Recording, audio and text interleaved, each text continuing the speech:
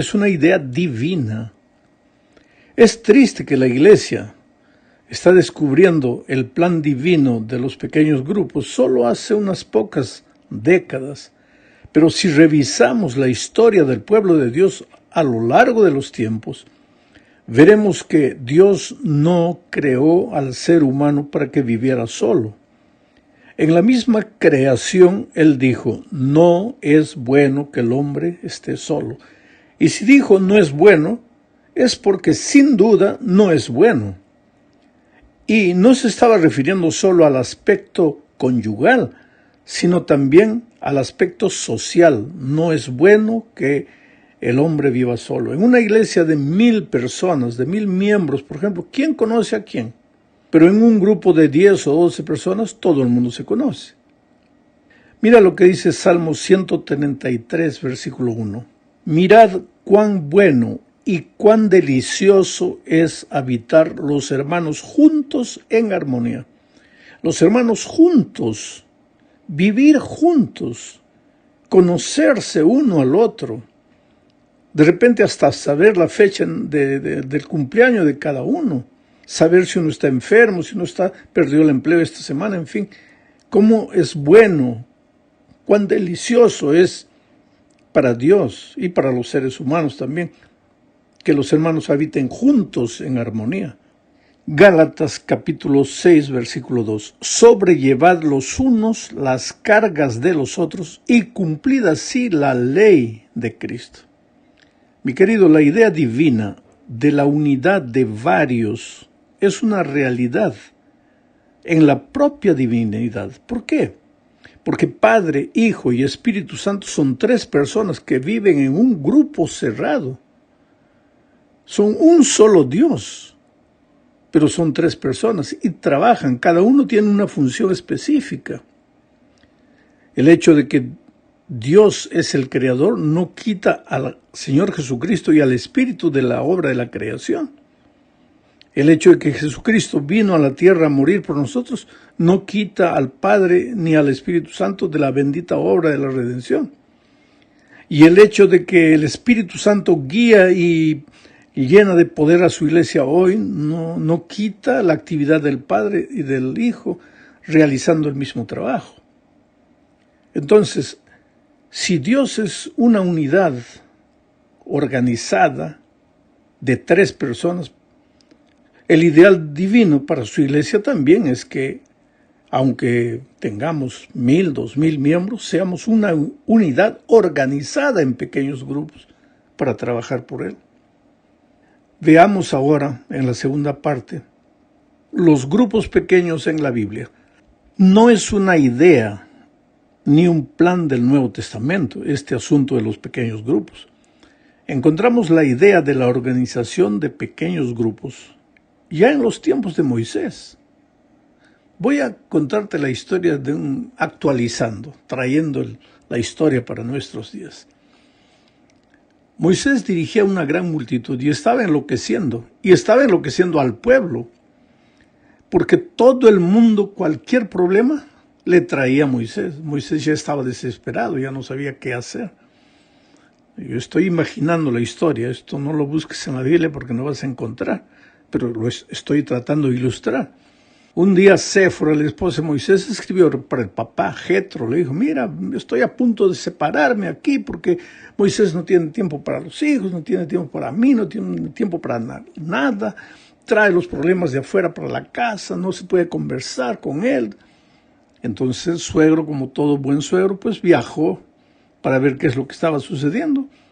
Y cuando llegó, Moisés casi no tuvo tiempo ni para saludar al suegro. Y el suegro lo observó, Moisés estaba realmente ocupado, realmente el pueblo traía problemas. Tú sabes, la multitud llena. Cada ser humano es un problema, imagínate la multitud. Pues el pobre Moisés estaba desesperado. Hasta que un día, Jetro lo llamó y le dijo, mira Moisés, estoy viendo que tú estás completamente loco con el trabajo de la gente. Sí, pero suegro, ¿qué hago? Tú no tienes tiempo para mi hija, para mis nietos, tú solo vives ahí respondiendo el celular, para aquí, para allá, a la hora de comer estás con el celular en la mano, no tienes tiempo para la casa. Y Moisés le dice, pero suegro, compréndeme, yo tengo una multitud enorme para guiar. Pues entonces, ahí en Éxodo capítulo 18, 21 al 25, el texto bíblico, ahora si es fiel, dice, además escoge tú de entre todo el pueblo varones de virtud, temerosos de Dios, varones de verdad, que aborrezcan la avaricia, y ponlos sobre el pueblo por jefes de millares, de centenas, de 50 y de 10.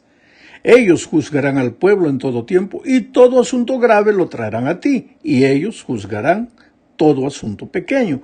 Así aliviarás la carga sobre ti, y la llevarán ellos contigo. Si esto hicieres, y Dios te lo mandare, tú podrás sostenerte, y también todo este pueblo irá en paz a su lugar. Y oyó Moisés la voz de su suegro. Benditos los que oyen la voz del suegro. E hizo, ese bendito es paréntesis mío, e hizo todo lo que dijo. Escogió Moisés varones de virtud de entre todo Israel, y los puso por jefes sobre el pueblo, sobre 1000, sobre 100, sobre 50 y sobre 10. Y así nacieron los grupos pequeños, por idea divina en el Antiguo Testamento.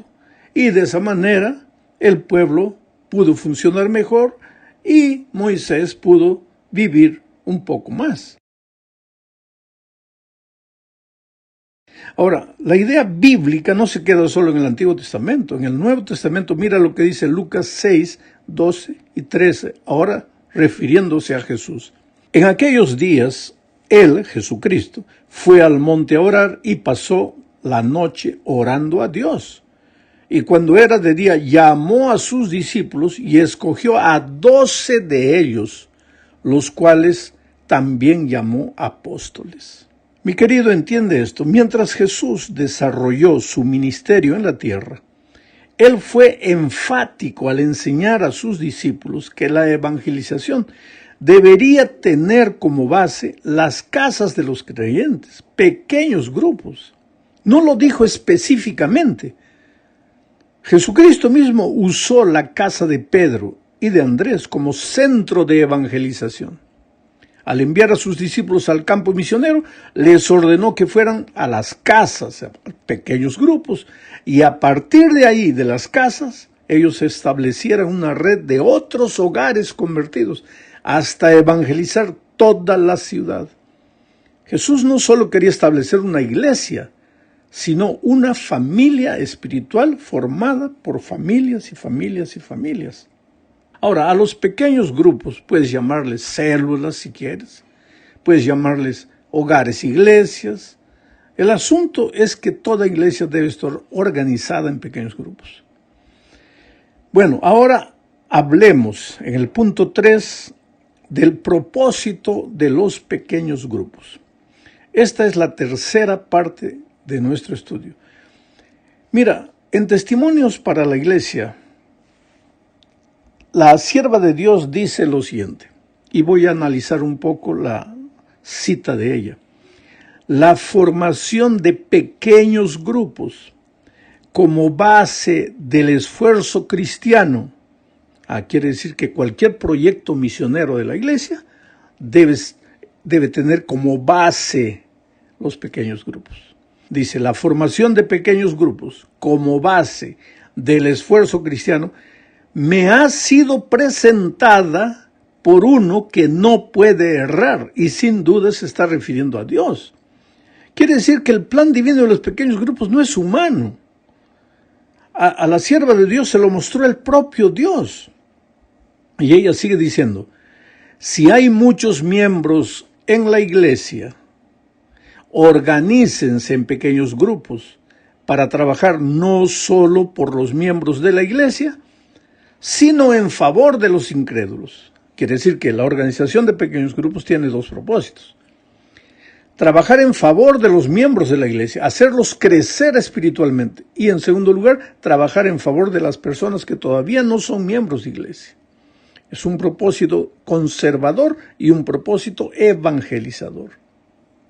Sigue diciendo la sierva de Dios, si en algún lugar hay solamente 2 o 3 que conocen la verdad, organícese en un grupo de obreros.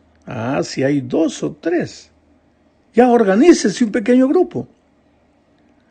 Y ese grupo va creciendo, porque como el propósito es evangelizador, cada uno de esos 2 o 3 trae uno, y van trayendo. Cuando llegan a 12, tienen que dividirse, formar 2 pequeños grupos de 6, con un propósito. ¿Cuál es el propósito? Crecer. Y cuando llegan a 12, se dividen nuevamente, con el propósito de crecer. El otro día yo encontré una hermana, me dice, ay, pastor, estoy tan feliz, mi grupo pequeño ya tiene 35 miembros. Entonces ya no es grupo pequeño, ya es una iglesia. El grupo pequeño debe tener un mínimo de 6 personas. La sierva de Dios dice aquí 2 o 3. Claro, cuando la obra estaba comenzando era así. 6 como mínimo, 12 como máximo. Bueno, continúo leyendo lo que ella dice. Mantengan íntegro su vínculo de unión, cerrando sus filas por el amor y la unidad, estimulándose unos a otros para progresar y adquiriendo cada uno valor, fortaleza y ayuda a los demás. Aquí está el propósito del pequeño grupo, es hacer crecer espiritualmente. Que cada uno sea amigo del otro, que cada uno ayude al otro, estimulándose unos a los otros para progresar y adquirir valor, fortaleza, ayudarse mutuamente para eso. Vamos a la cuarta parte de este estudio. Aquí hablaremos de los pequeños grupos en el Nuevo Testamento, o sea, en la iglesia primitiva. Voy a decirte lo siguiente. Después de la venida del Espíritu Santo en el Pentecostés, pues la iglesia naciente empezó a reunirse en las casas siguiendo la lección que el maestro les había enseñado, porque Jesús había trabajado en pequeños grupos y en casas. El ministerio basado en los hogares se había hecho tan común a lo largo del libro de los Hechos. La mayoría de las veces que se menciona a la iglesia para la comunión o el servicio en el Nuevo Testamento se la relaciona con una casa. Los primeros cristianos llenos del Espíritu comenzaron a difundir el mensaje de casa en casa. Mira lo que dice Hechos 2, 46 y 47. Y perseverando unánimes cada día en el templo y partiendo el pan en las casas. Aquí hay una cosa interesante. El hecho de que la iglesia está organizada en pequeños grupos en las casas no desestimula la reunión de la iglesia como una familia grande en el templo. La iglesia primitiva tenía reuniones en el templo y tenía reuniones en las casas. Dice, en las casas partían el pan, comían juntos con alegría. No se puede comer en la iglesia, pero en la casa sí. Comían juntos con alegría y sencillez de corazón, alabando a Dios y teniendo favor con todo el pueblo. ¿Y qué pasaba mientras la iglesia estaba organizada en pequeños grupos? El Señor añadía cada día a la iglesia los que habían de ser salvos.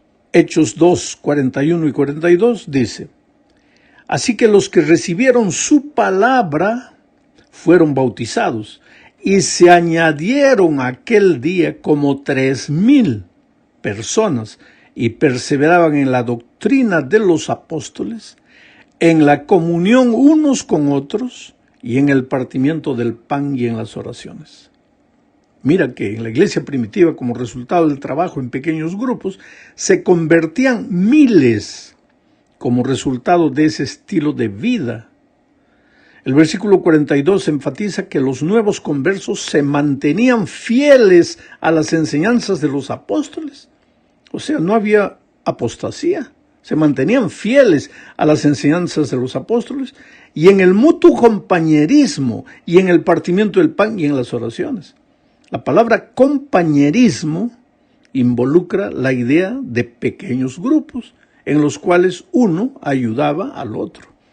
No se podría hablar de compañerismo en una iglesia de 1,000 personas, donde nadie conoce a nadie o son pocos los que se conocen. En el Nuevo Testamento se repite constantemente la idea del cuidado mutuo entre los cristianos. El Espíritu Santo hacía de cada miembro un instrumento de edificación en favor del cuerpo. No podrías imaginar este tipo de reuniones en un culto solemne con una liturgia envolvente, maravillosa. No, en el Nuevo Testamento se usa más de 50 veces la expresión el uno al otro. Esto solo es posible en un pequeño grupo, no en una iglesia gigantesca. Ahora, mira lo que dice la sierva de Dios en el libro Hechos de los Apóstoles, página 212-213, hablando del trabajo de Pablo. El apóstol Pablo sentía que era responsable en gran medida del bienestar espiritual de aquellos que se convertían por sus labores. Deseaba que crecieran en el conocimiento del único Dios verdadero y de Jesucristo, a quien había enviado. Ahora, entonces, ¿qué hacía Pablo para que esos cristianos convertidos creciesen? Sigo leyendo la cita. A menudo en su ministerio se encontraba con pequeños grupos de hombres y mujeres que amaban a Jesús. No buscaba las multitudes, se encontraba con pequeños grupos de hombres y mujeres que amaban a Jesús. Y se postraba en oración con ellos para pedir a Dios que les enseñara cómo mantener una relación vital con Él. Mira, el trabajo en pequeños grupos, la enseñanza en pequeños grupos es mucho más fácil, mucho más plausible que en una iglesia grande. Porque en el pequeño grupo tú miras a los 12 a los ojos y tú sabes quién está prestando atención, quién no. Mientras que en un templo donde tú enseñas para 1000 personas, tú no sabes quién está prestando atención. Tal vez los de las primeras bancas tú puedes mirarlos y a los demás. Por eso la iglesia primitiva trabajaba en pequeños grupos y nosotros también deberíamos hacerlo hoy. Para terminar hablaremos de la dinámica de los pequeños grupos. ¿Para qué se reunían? ¿Qué hacían los pequeños grupos cuando se reunían? Bueno, en la iglesia primitiva sus actividades eran, primero, orar. Hechos 1, 13 y 14 dice, y entrando subieron al aposento alto donde moraban Pedro, Jacobo, Juan, Andrés, Felipe, Tomás, Bartolomé, Mateo, Jacobo, hijo de Alfeo, un pequeño grupo, Simón el Zilote y Judas, hermano de Jacob. Todos estos perseveraban unánimes en oración y ruego con las mujeres y con María, la madre de Jesús, y con sus hermanos. O sea, el pequeño grupo en la iglesia primitiva se reunía para orar. En segundo lugar, la iglesia o los pequeños grupos en la iglesia primitiva se reunían para cantar. Además de orar, las personas que se reunían en las casas alababan a Dios.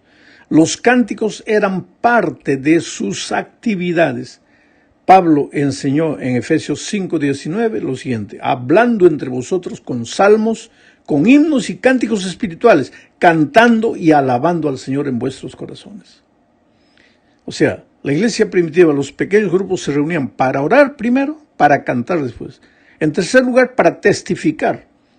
Testimonios para la iglesia, volumen 7, página 195, dice que se reúnan en pequeñas compañías al atardecer, a mediodía o temprano por la mañana para estudiar la Biblia. Tengan un momento dedicado a la oración para que puedan ser fortalecidos, iluminados y santificados por el Espíritu Santo. Y después dice que cada uno cuente su experiencia, o sea, que testifique, que diga lo que está sucediendo en su vida, con sencillas palabras. Esto le dará más aliento y gozo al alma que todos los placenteros instrumentos musicales que puedan ser usados en las iglesias. Cristo entrará a vuestros corazones. Este es el único medio por el cual podéis mantener vuestra integridad. Un consejo sabio. En cuarto lugar, la iglesia primitiva tenía sus pequeños grupos y ahí se reunían para estudiar la Biblia. Vuelvo a leer un texto que ya mencioné, Hechos 2, 41 y 42. Así que los que recibieron su palabra fueron bautizados y se añadieron aquel día como 3,000 personas y perseveraban en la doctrina de los apóstoles, en la comunión perseveraban en la doctrina. ¿Y de dónde sacaban la doctrina? De la palabra escrita, en la comunión unos con otros y en el partimiento del pan y en las oraciones. Y finalmente en los pequeños grupos, en la iglesia primitiva, había evangelización. Ellos se reunían, ellos